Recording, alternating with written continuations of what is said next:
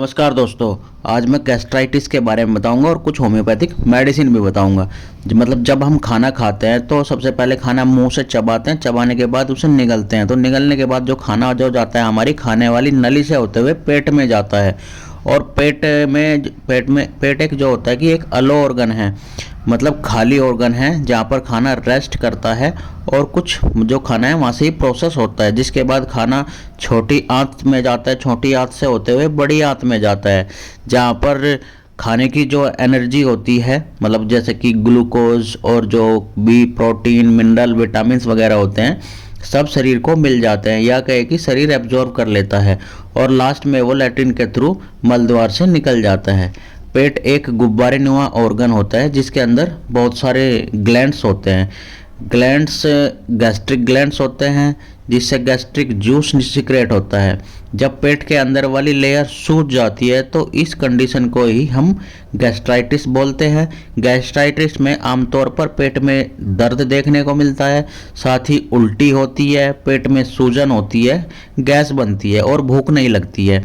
Gastritis acute भी होता है और क्रॉनिक भी होता है। एक्यूट मतलब 2, 3, 4, 5 दिन का, तो इसको एक्यूट बोलते हैं। और क्रॉनिक में मतलब 6 महीने, साल भर या 8 से 10 साल से गैस्ट्राइटिस की प्रॉब्लम है तो इसको हम क्रॉनिक बोलते हैं। तो अब गैस्ट्राइटिस के बारे में तो समझ ही गए होंगे। तो अब बात कर लेते हैं गैस्ट्राइटिस क्यों होता है, इसके कारणों की बात कर लेते हैं। तो सबसे पहला कारण है हेलिकोबैक्टर पिलोरिक बैक्टीरिया या एच पिलोरिक बैक्टीरिया। ये H pyloric bacteria gram negative bacteria है जो कि आपके पेट में जितनी भी बीमारियां होती है उसका सबसे बड़ा कॉज यही है। चाहे वो गैस्ट्रिक की प्रॉब्लम है, चाहे वो गैस्ट्रिक अल्सर की प्रॉब्लम है, चाहे वो डेडनल अल्सर की प्रॉब्लम है, चाहे कैंसर की प्रॉब्लम हो। अगर आपको पेट का कैंसर है तो उसमें भी ये एच पिलोरिक बैक्टीरिया बहुत ही बड़ा कॉज होता है। दूसरा कारण है, अगर आप बहुत ज़्यादा स्मोकिंग करते हैं तो आपको गैस्ट्राइटिस की समस्या बहुत ज़्यादा हो जाती है। तीसरा कारण है, मतलब सबसे बड़ा कारण है अल्कोहल। अगर आप बहुत ज़्यादा अल्कोहल का सेवन करते हैं तो गैस्ट्राइटिस होने की बहुत ज़्यादा चांसेस बढ़ जाते हैं। चौथा कारण है फूड, मतलब अगर आप बहुत ज़्यादा स्पाइसी फूड खाते हैं, बहुत ज़्यादा जंक फूड खाते हैं, तला भुना मिर्ची वाला ज़्यादा खाना खाते हैं तो गैस्ट्राइटिस होने के चांसेस बहुत ज़्यादा बढ़ जाते हैं। अगला का सबसे बड़ा कारण है मेडिसिन। अगर आप non steroidal anti inflammatory medicine खाते हैं जैसे कि पैरासीटामोल, एस्प्रिन वगैरह, तो आपको गैस्ट्राइटिस होने के चांसेस बहुत ज़्यादा बढ़ जाते हैं। अगर आप लंबे समय तक ये मेडिसिन खाते हैं तो गैस्ट्राइटिस होने के चांसेस बहुत ज़्यादा बढ़ जाते हैं। और कुछ बीमारियां होती है जैसे कि क्रोन्स डिसेंस, या फिर आपको होगी सेलिक डिसीज होगी। तो इस कंडीशन में आपको क्या होती है कि गैस्ट्राइटिस हो सकता है। इन बीमारियों के साथ साथ आपको गैस्ट्राइटिस हो सकता है। ये तो कारण थे। अब हम इनके लक्षण की बात कर लेते हैं। लक्षण मतलब साइन एंड सिम्टम्स की बात कर लेते हैं। लगभग 50% पेशेंट जो होते हैं उनको गैस्ट्राइटिस में किसी भी तरह के लक्षण महसूस नहीं होते हैं। बस उन्हें क्या होता है कि उन्हें गैस हो जाती है या कभी कभी एसिडिटी हो जाती है।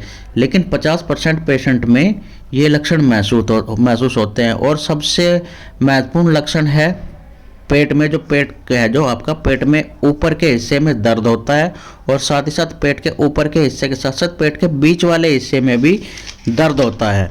अगर आपको ये पेट के ऊपर वाले हिस्से में या बीच में बार बार दर्द होता है, हो सकता है आपको गैस्ट्राइटिस की समस्या हो।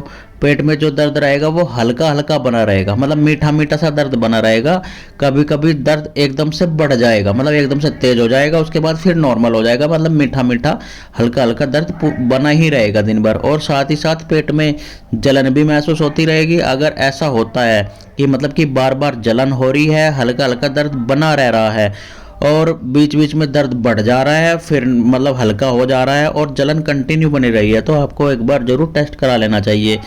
इसके लिए आपको क्या करना है, एंडोस्कोपी कराने की ज़रूरत होती है। कहीं आपको गैस्ट्राइटिस है या नहीं है। पेट दर्द के साथ साथ आपको मितली होगी, उल्टी आएगी, बार बार आपका पेट सूजेगा, भूख नहीं लगेगी, एकदम से आपका वेट जो है वो भी कम हो जाएगा, साथ में डकारें आएंगी और गले में जो है आपको खट्टा खट्टा खट्टा पानी महसूस होगा। ऐसा लगेगा कि जैसे खट्टा खट्टा सा एसिड सा बन रहा है। अगर आपको ये सारे लक्षण दिखते हैं और साथ में पेट दर्द होता है तो हो सकता है आपको गैस्ट्राइटिस की समस्या हो, तो आपको डायग्नोस ज़रूर करा लेना चाहिए। तो ये सिम्टम्स थे। अब हम सीधे कर लेते हैं बात मेडिसिन की। अगर आपको गैस्ट्राइटिस की समस्या है, पेट में सूजन है, तो आपको कौन कौन सी मेडिसिन लेनी चाहिए। तो सबसे पहली और इफेक्टिव मेडिसिन जो है गैस्ट्राइटिस की वो है नक्स वोमिका। आपको नक्स वोमिका को 30 पोटेंसी में लेना चाहिए। अगर आप अल्कोहल ज़्यादा लेते हैं, स्पाइसी तला भुना जंक फूड ज़्यादा खाते हैं, स्मोकिंग बहुत ज़्यादा करते हैं, साथ में आप स्ट्रेस बहुत ज़्यादा लेते हैं, जिसके कारण आपको बार बार एसिडिटी की प्रॉब्लम होती है, गैस की प्रॉब्लम होती है, और धीरे धीरे आपको गैस्ट्राइटिस की प्रॉब्लम हो गई है, तो नक्स वोमिका बहुत ही इफेक्टिव मेडिसिन है। अगर आपको अपच की प्रॉब्लम होती है, गैस की प्रॉब्लम होती है, पेट सही से साफ नहीं होता, कॉन्स्टिपेशन की समस्या होती है, साथ में उल्टी सी लगी रहती है, और साथ में कभी कभी दस्त भी हो जाते हैं, तो नक्स वोमिका बहुत ही इफेक्टिव मेडिसिन है। नक्स वोमिका डाइजेशन के लिए रामबाण दवा है। नक्स वोमिका को आपको 30 पोटेंसी में 2 बूंद शाम को लेना है। मतलब कि दो कंडीशन है। अगर एक्यूट कंडीशन है तो एक्यूट कंडीशन में आपको क्या करना है, इसकी 2 बूंद सुबह, 2 बूंद दोपहर, 2 बूंद शाम को डायरेक्ट जीभ पर ही ले लेनी है। 3 से 4 दिन में आपकी गैस्ट्राइटिस की समस्या ठीक हो जाएगी। अगर आपको क्रॉनिक कंडीशन है, मतलब कि आपकी कंडीशन जो है ये 6 महीने, 1 साल या 8 या 10 साल से है, तो आपको क्या करना है, नक्स वोमिका 30 की 2 बूंद शाम को लेनी है डायरेक्ट जीभ पर ही। अगली मेडिसिन है एसिड ऑक्जेलिकम। ये भी आपको 30 पोटेंसी में लेनी है। ये गैस्ट्राइटिस की बहुत ही इफेक्टिव मेडिसिन है। ये क्या दी जाती है आपको, एक्सट्रीम जो कंडीशन आपकी एक्सट्रीम हो गई है, मतलब इसकी गैस्ट्राइटिस की कंडीशन जो एक्सट्रीम है, तो ये उसमें दी जाती है। मतलब आपको पेट में बहुत ज़्यादा दर्द है, पेट में बहुत ज़्यादा जलन है और ठीक नहीं हो रही है, बार बार ये प्रॉब्लम बढ़ रही है, बार बार हो रही है, तो आपको एसिड ऑक्जेलिकम बहुत ही इफेक्टिव मेडिसिन है। अगर उल्टी करने के बाद या डकार आने के बाद, जैसा कुछ लोगों को आपने देखा होगा कि उल्टी करने के बाद या डकार आने के बाद उनकी जो गैस की प्रॉब्लम है, थोड़ा आराम लगता है, लेकिन उसके बाद फिर से गैस्ट्राइटिस की प्रॉब्लम होने लगती है, फिर से पेट में दर्द होने लगता है, उल्टी जैसा लगने लगता है, और आपको बार बार डकारे आए, तो एसिड ऑक्जेलिकम बहुत ही इफेक्टिव मेडिसिन है। आपको एसिड ऑक्जेलिकम को 30 पोटेंसी में लेना है। अगेन अगर कंडीशन क्रॉनिक है, मतलब पुरानी कंडीशन है, तो आपको इसकी 2 बूंद सुबह सुबह डायरेक्ट टंग पर ले लेनी। मतलब जैसे उठे, फ्रेश वगैरह हो या फ्रेश भी ना हुए, तो भी डायरेक्ट टंग पर ले लेना। और अगर आपकी कंडीशन एक्यूट है तो इसकी 2 बूंद सुबह, दोपहर, शाम डायरेक्ट टंग पर ले ले। 3 से 4 दिन में आपकी गैस्ट्राइटिस की जो समस्या है वो ठीक हो जाएगी। तीसरी मेडिसिन है आर्सेनिक एल्बम। ये भी आपको 30 पोटेंसी में लेनी है। अगर आपको खाने की सुगंध से ही उल्टी जैसा महसूस होता है, मतलब खाना देखते ही उल्टी करने का मन लग जाता है, तो आर्सेनिक एल्बम बहुत ही इफेक्टिव मेडिसिन है। अगर आप बहुत ज़्यादा पानी पीते हैं, मतलब एक बार में 3 से 4 गिलास पानी पी जा रहे हैं या पूरी बोतल पानी पी जा रहे, हो सकता मतलब कि या जैसा है कि आपके पेट में जलन हो रही है और आप इसलिए पानी पी रहे हो, तो भी आर्सेनिक एल्बम बहुत ही अच्छा काम करती है। आपको गैस्ट्रिक म्यूकोजा है जिससे इन्फ्लामेशन हो गया है, इसी को हम जो इन्फ्लामेशन हो गया है, इसी को हम गैस्ट्राइटिस बोलते हैं। उस इन्फ्लामेशन को ठीक करने के लिए आर्सेनिक एल्बम बहुत ही इफेक्टिव मेडिसिन है। तो आपको आर्सेनिक एल्बम को 30 पोटेंसी में 2 बूंद क्रॉनिक कंडीशन में दोपहर में लेना है। अगर एक्यूट कंडीशन है तो सेम 2 बूंद सुबह, दोपहर, शाम डायरेक्ट जीभ पर ही ले लेना है। 3 से 4 एक्यूट कंडीशन में 3 से 4 दिन में आपको आराम मिल जाएगा, और क्रॉनिक है तो आपको लंबे टाइम तक लेनी पड़ेगी। अगली मेडिसिन है हाइड्रेस्टिस मदर टिंचर। आपको क्रॉनिक गैस्ट्राइटिस के केस में हाइड्रेस्टिस को ज़रूर यूज करना चाहिए। अगर आपको हमेशा गैस्ट्राइटिस की प्रॉब्लम रहती है तो हाइड्रेस्टिस मदर टिंचर का उपयोग करना चाहिए। ये गैस्ट्राइटिस को पूरी तरीके से ठीक कर देती है। बार बार जो मल में म्यूकस आता है और साथ ही गैस्ट्राइटिस रहती है, तो बहुत ही इफेक्टिव मेडिसिन है। जो गैस्ट्राइटिस म्यूकोजा है उसको ये हील करती है, मतलब बहुत ही इफेक्टिव मेडिसिन है वो उसको हील करने के लिए। अगर आपको पेट में बार बार गैस बनती है, पेट में दर्द रहता है, बार बार ये समस्या मतलब आपको रहती ही है, तो हाइड्रेस्टिस बहुत ही इफेक्टिव मेडिसिन है। साथ ही आपको क्या है कि अल्सर की प्रॉब्लम है, आपकी खाने वाली नली में छाले हो गए हैं, छोटी आंत बड़ी आंत में छाले हो गए हैं, पेट में कहीं भी छाले हो गए हैं, या आपकी जो कि गुदा द्वार में छाले हो गए हैं, तो भी हाइड्रेस्टिस बहुत ही अच्छा काम करती है। तो आपको क्या करना, हाइड्रेस्टिस को मदर टिंचर में लेकर इसकी बूंद 20 बूंद सुबह दोपहर शाम आधे कप पानी में यूज करनी है। और लास्ट में एक मेडिसिन R5 जो कि रैकवैक कंपनी की आती है, जो पेट के लिए बहुत ही इफेक्टिव मेडिसिन है, जो कि गैस्ट्राइटिस के लिए बहुत ही इफेक्टिव मेडिसिन है। R5 को आपको क्या करना है, 10 बूंद सुबह दोपहर शाम आधे कप पानी में लेना है।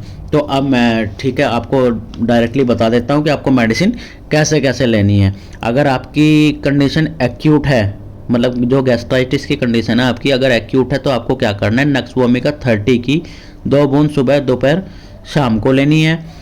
आर्सेनिक एल्बम 30 की 2 बूंद सुबह दोपहर शाम को लेनी है। और साथ में R5 की 10 बूंद सुबह दोपहर शाम को आधे कप पानी में लेनी है। तो आपकी जो गैस्ट्राइटिस की समस्या 4 से 5 दिन में ठीक हो जाएगी।